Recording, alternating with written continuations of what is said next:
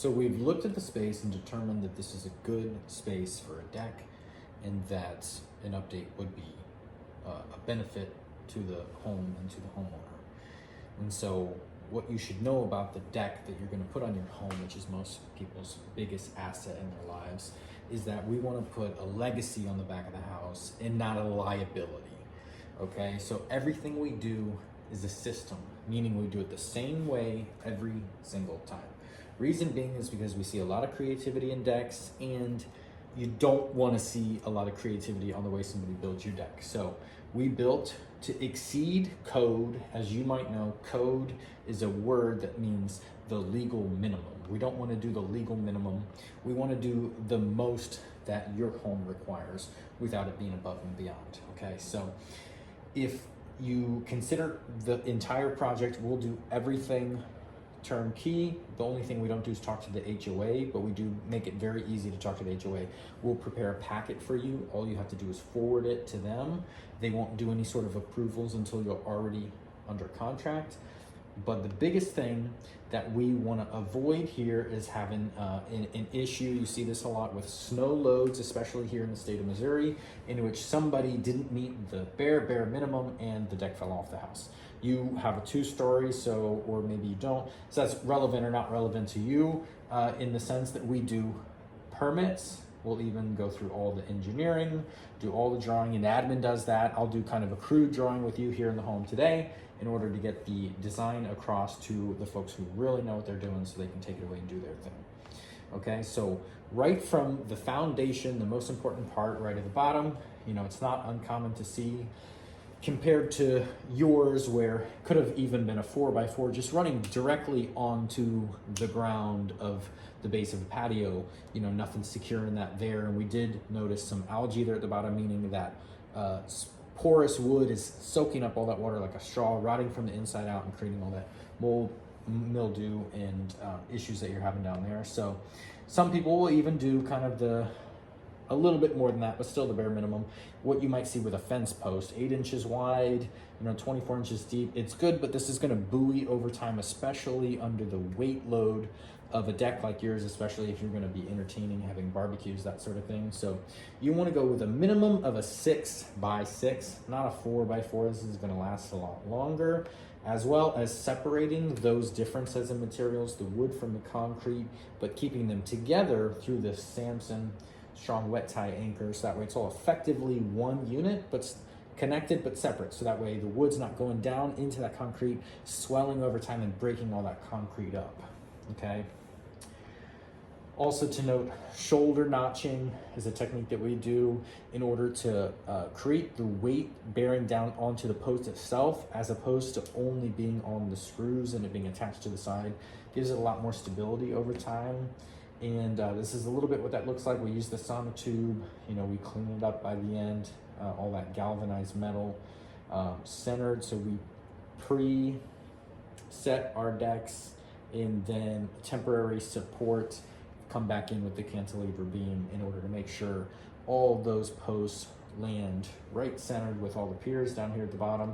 So that way you don't have these kind of goofy off to the side like a cup of milk hanging like it's going to fall off the table. You know, we'll measure all that. That way if the inspector says something needs to change, you know, we're not stuck with the piers that we put right in the beginning. So you'll wait on that. This is what it'll look like. You can finish that as well for a small upcharge. It's kind of fun. Doesn't do anything necessarily to prolong the life of the deck, but it does look beautiful. It's kind of more for the neighbors if you don't spend any time down here, so we could do it or not do it. I love the black spindles. We have the white spindles too. Galvanized hardware, and 33% more deck down here like yours. 24, 16-inch between, you know, not that uncommon. 2x8s, we'll do 2x10s, H blocking all the way through, creating more support and structure underneath there. 30% more decks going underneath here, a lot more structure, a lot safer, attached to the home as opposed to attaching to points that are not load bearing. We'll H block around all that, make sure it's nice and secure, flashing, ice and water shield. Okay, so that's the install. As for the deck boards, we talked a little bit about material.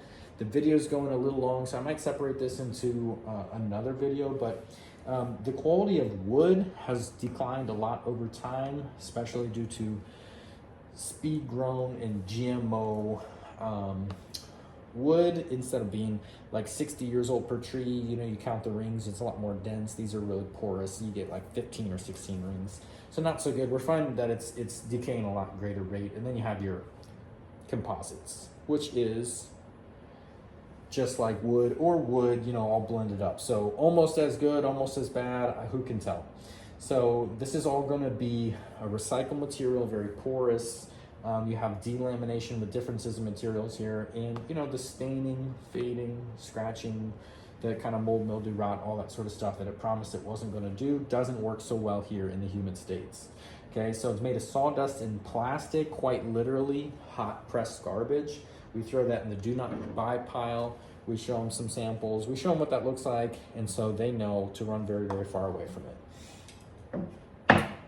From there, we transition into talking about the major issues and pain that would come from putting a composite deck in, the foreshortening of the boards, the twisting, the warping, the pulling apart, the staining, the fading, the scratching, and the clips. Oh boy, don't get me started on the clips. Squeaky, loud, noisy plastic. If it breaks, only one way to solve this puzzle is you have to take 1,000 clips off to get to the one broken clip, and you break 10 more in the process, okay? We won't touch it. We're not gonna do it. We do something that we know works. We get the homeowners on board with that because you don't wanna have an issue back there. I have a whole long list here. I'll spare you reading it for the sake of the video. We established Wolf, their time underway, 50-year warranty, ASA capstock. Why that's relevant and important. Beautiful pictures. How much more is it to get dual tone on the deck? It's pretty, okay? They love that.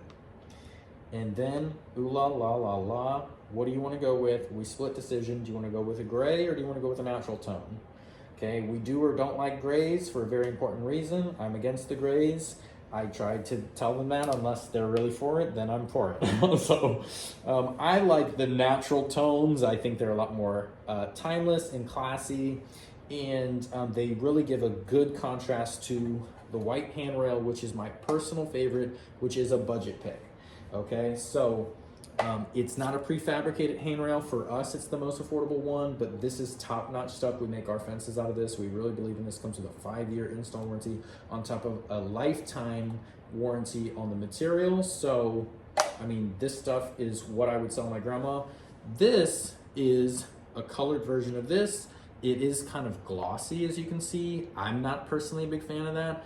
If people want to do this, I'm all about the colors. Match it with the deck, make it look cute, get what you want. Me personally, I'm going with this black spindles. I'm not buying the deck though. We'll do whatever you want. And then we have this gray on gray, gray on gray. We hate it. Okay, we're gonna push this off to the side. I like the light. I think it's amazing. I think it's great texture. I like the dark. I like the light trimmed in the dark. I like the natural wood tone probably best, and I like those two together or these two together. And then I normally push for black spindles. I'll do whatever they want to do, but backstory on this, non-porous material, amazing deck quality. You can put this on salt water. This is no big deal. This is for humid states. This is amazing. We believe in this, and this is what I would put on my house if I could. And